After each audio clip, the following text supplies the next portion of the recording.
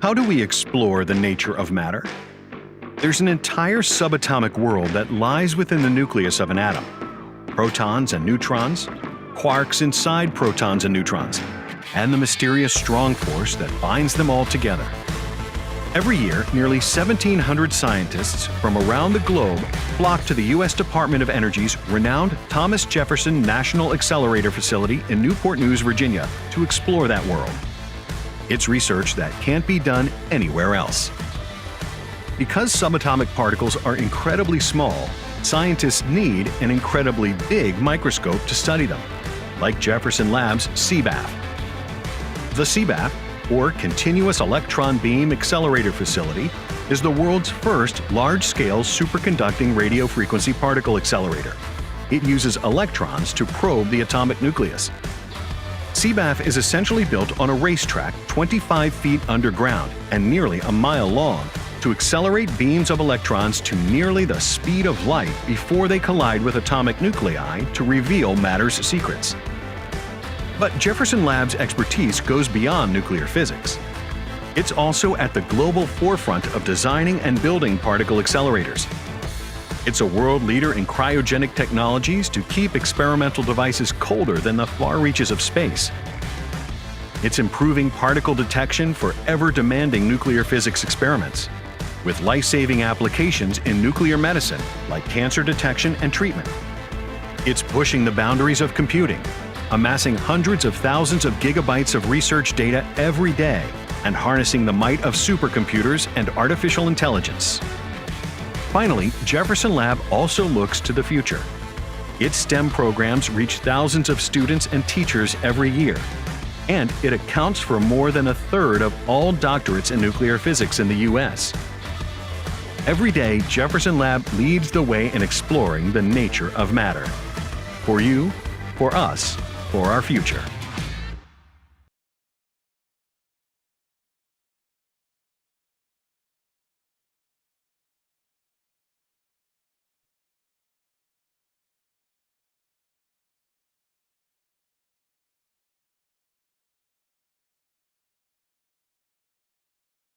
Hello, I'm Lisa Surles-Law, the Science Education Team Lead here at Jefferson Lab.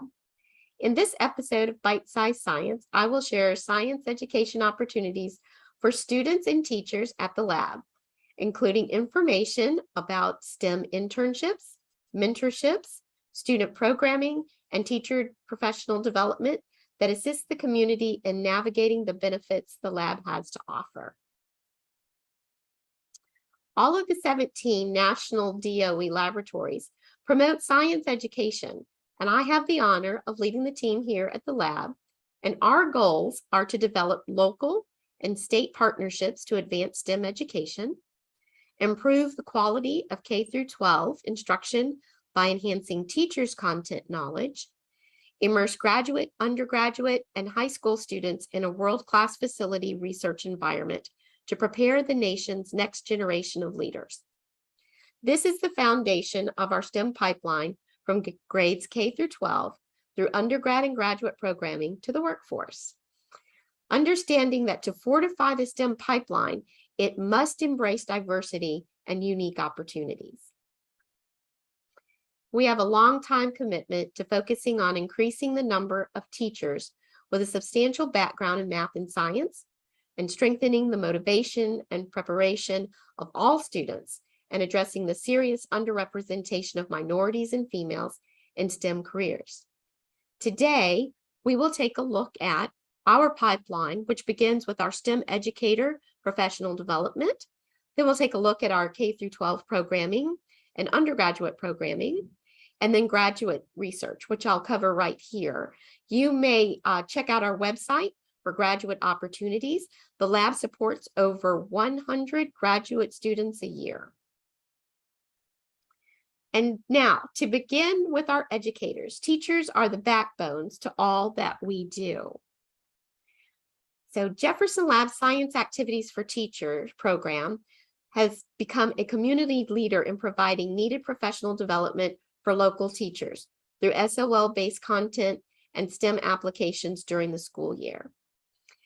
We usually do this in person, and for the past 2 years, we used a virtual format. that had to adjust to the needs of ever-changing needs of our teachers of the past 2 years. So the very first year, we were virtual just like our teachers were. We modeled the activities, the demonstrations, the experiments, exactly how they would be able to model them virtually to their classroom. This past year, we knew that our teachers were going to be either hybrid or back in person. So we pivoted and made sure that our direction was in the same manner of teaching that they would teach their students. And so some of the particulars of that program are it caters to 5th and 6th grade students, or teachers teaching 5th and 6th grade students. They meet twice a month and it's in real time. So they get all of the materials and all of the guidance to be able to go into the next day to the classroom and teach those modules. They can receive classroom equipment and supplies to conduct the activities.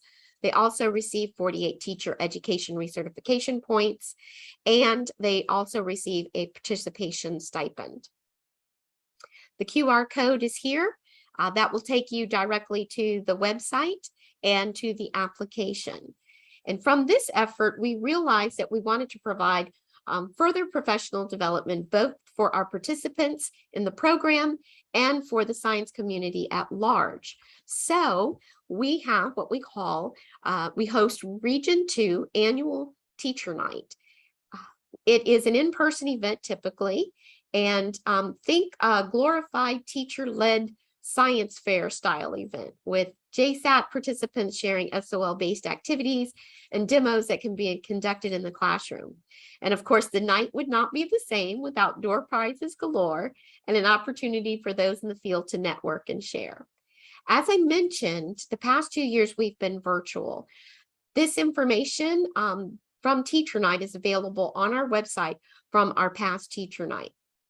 You can also check the website for the date and format for our next event in April 2023. So now let's talk a little bit about who all of this science education is for, our students. Mentorships and internships are a very integral part of the JLab community and STEM pipeline. So there's a difference between the mentorships and the internships at Jefferson Lab. Mentorships are primarily unpaid, and students receive course credit from their school or institution. And then internships are typically paid. So the mentorships are extended to high school students, and an MOU is established with the student and their family, the professional development representative at their school, and then with us and the person who is going to be the mentor. And the students complete a certain number of hours that satisfy the course credit, and we guide and lead through the project at hand. The internships for high school students currently are offered during the summer, and it's a 10-week experience.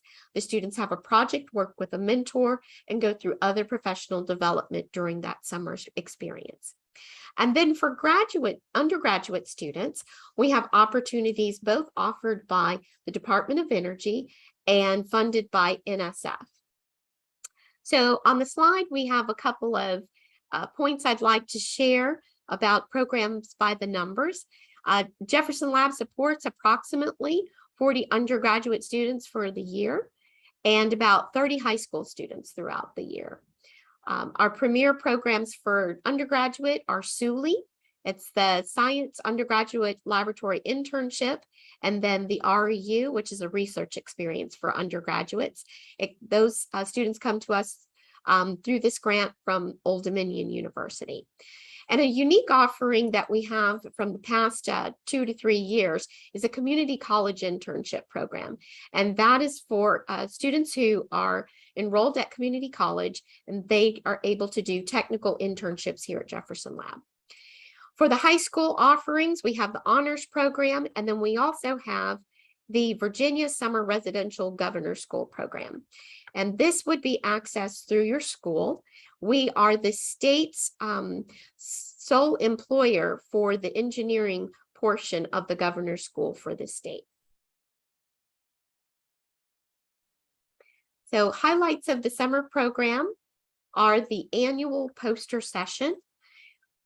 We have done this both in person and virtually. In person, this experience is held in our atrium here at Jefferson Lab. The public is invited to attend, as well as our science community within the lab. The students share the projects that they have worked on throughout the course of the summer and answer questions and get guidance from their mentors. As I mentioned, we have taken this into a virtual realm, so you can check our website and see presentations made by our students for the past couple of years, as well as see their projects and posters that they have created. One of the specific programs for undergrads that I'd like to make specific mention of is called MFURA. And that stands for Minority Female Undergraduate Research Assistantships. Assistantships for minorities or female students to work on projects with their nominating professors that are part of or directly related to Jefferson Lab's research program. The opportunity is for a full school year, and it allows for a funded professional development conference for the students to be able to attend. The website is there, and last year's announcement on how to apply is shared, but if you go to this website, you will see the upcoming announcement. So opportunities at the lab for outreach and community engagement. This is where we are more reactive in our offerings. We like to be contacted by the community to engage and to be a part of the events that are going on. So we do have a few that we have as programmatic offerings, but then this is also our opportunity to be able to reach the community. One of our premier programs is the BEAMS program, and I'll share a little bit about that in a moment. Another one is this Physics Fest, and that can be accessed on our website. This is an opportunity to come and see a cryogenic show and be able to learn about Jefferson Lab and the science that goes on here. And we also take it all the way through plasmas and share what goes on in the world of plasmas. We host visits of other students and teacher programs. We do a lot of professional development workshops. We offer science fair judges for the community. We also very frequently are involved in student mock interviews, specifically for STEM expos. We have a YouTube channel, and on the screen here, you will see a note for our website location for a past event that we did called Fall for Science. And it was a series that highlights the science of the lab. And it is parsed up in sections so that if teachers would like to share that with their class, they would be able to do so. And so getting back to one of our premier programs, BEAMS, this is a partnership with Newport News Public Schools and Jefferson Lab. However, BEAMS has expanded to the community where we do BEAMS-like presentations for other school groups. And these opportunities are when students and their teachers visit Jefferson Lab for science and math, and the science ed team comes in and just spends time with the students with hands-on activities and opportunities for them to engage and to collaborate. And students also interact with JLab staff to learn about careers through what we call our role model visits. And it provides teachers with SO-based activities that they can take back to their classrooms. And it highlights the lab science and technology. So annually, we usually see about 1,200 students. And I know you know that I'm going to say that. Yes, we have continued doing this in a remote environment the past couple of years. We are looking forward to going back into the schools in the fall. So one other opportunity for our high school students is high school and middle school is the Virginia Regional Science Bowl. We are the regional host, and we hold that here at Jefferson Lab. And the format is a head-to-head scientific competition answering questions in STEM. Again, we've been virtual the past couple of years, and we just hosted recently sent students to the national competition in Washington, D.C., where that was an in-person event. Registration for this begins October 1st. The competition for high school is in February, and the one for middle school is in March. So there's lots of information. So where can you find all of this in one place? The science education website, of course. So here is our QR code, as well as the web address. And the educational resources that you'll find here are for students and teachers. There are programs, games, interactive opportunities to share. So let's take a look at a few of those. This is the first page of our layout of the web page. And along the top bar, you will notice that there's a location for teachers, students, games, videos, SOL review, and programs. So teachers, I know you know what to do at that section. There's a lot there to help you with resources in your classroom. There are things that have been shared by other teachers, and there are resources that Jefferson Lab has created. Same for students. There are games and virtual opportunities for you to engage with Jefferson Lab. There's some tours there and some activities that will help strengthen your skills with the SOLs. Videos, we have a video series called Frostbite Theater, and that is one of our favorites. We have an engagement there that allows students to ask questions that have been posed to us previously, and out of those questions develop Frostbite Theater to answer those questions and to give short snippets. We also started doing something Science at Home, and that particular event just kind of morphed into an opportunity in a series for teachers and students to be able to engage with us through that video series. So you can actually download the lab sheets and answer questions along with the video and participate in the experiment as it's being run in the video.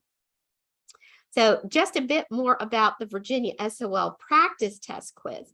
As we've affectionately heard it referred to as JLabs, students and teachers have relied on this resource to help prepare students for the SOL tests. They're math tests, science, as well as technology. What's interesting and very helpful is the way that this has been designed is that teachers can use it to present strands of questions so that the students can go along strand by strand, question by question. Review can take place in the classroom, or students can access it individually, complete it, and then submit their progress to their teachers. So I really hope that the recurring theme that you've heard today is that Jefferson Lab wants to be involved and instrumental in student success. We want to share science education in a meaningful way to contribute to our up and coming workforce and to encourage community involvement in STEM. And with that, I would like to leave some time for questions.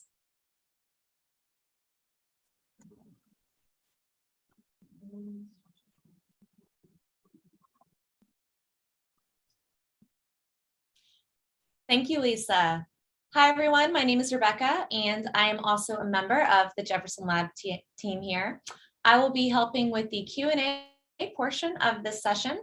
So it looks like we have several questions that were pre-submitted, and if anyone has any additional questions, please feel free to enter them into the YouTube chat box, and we will try to get through as many as possible in the remaining time here. So, Lisa, my kids have an aptitude for math and science. How do I keep it fun and interesting when they get beyond my own knowledge? Well, thanks for joining us, Rebecca. So that is a very, very regular question that we get. I think the best response I can offer is to model how to research, how to find the answers when questions come up. What does it look like to explore and to evaluate what's in front of you?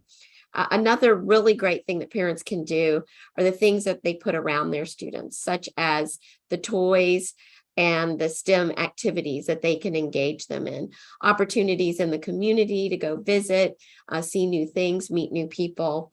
And then as far as people are concerned, contact maybe an SME, a subject matter expert who can serve as a mentor to your student, and have a couple of Zoom meetings or Zoom sessions or come and meet in person. Thank you. It looks like we can actually also visit the JLab science page too for some of these activities that people can do at home. So it looks like the next question is, do high school or college students have to live near Jefferson Lab to participate in some of these programs? So the new answer to that is no. So what we have experienced this past couple of years going virtual for the high school programming, we want to be able to continue those offerings. We would like to do in person. We do not discount the benefit of being in person and the opportunity that really affords students to be able to do hands-on. But what we have discovered is that our mentors are quite savvy in being able to share a good project, collaborate with students, and encourage them in STEM. So the answer to that is no. You should contact us if you're interested, even from afar. That's great.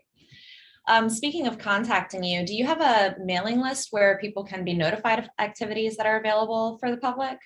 Yes, actually we do. And I hope somebody can put that in the chat for us. And then that's called Staying in the Loop, and just a basic mailing list. But we rely very heavily on social media and our YouTube channel. And so you can sign up for that, as well as looking at the website itself for opportunities that are coming up. Okay. Oh, I love this question. If I want to become a scientist, what do you recommend that I do? Oh, I like that one too. And I get that one quite a bit. So I call it the 3 E's, and it is, let me remember here. It's explore, educate, and engage. So explore the world around you.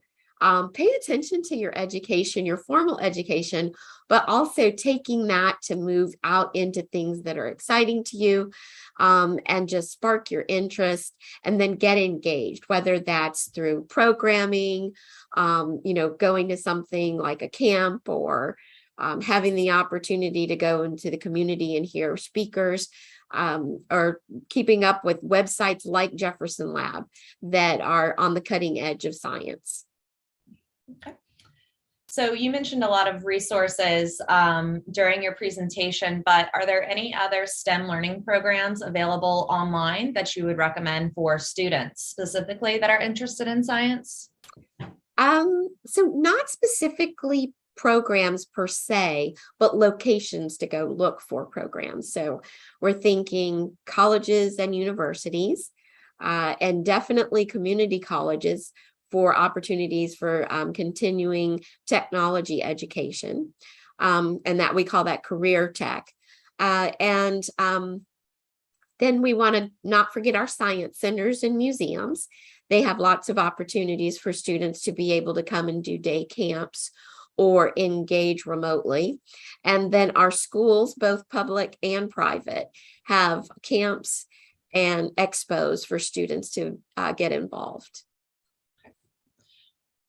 It's what everyone wants to know. When will cryogenic shows come back to Jefferson Lab? When will we see a physics fest?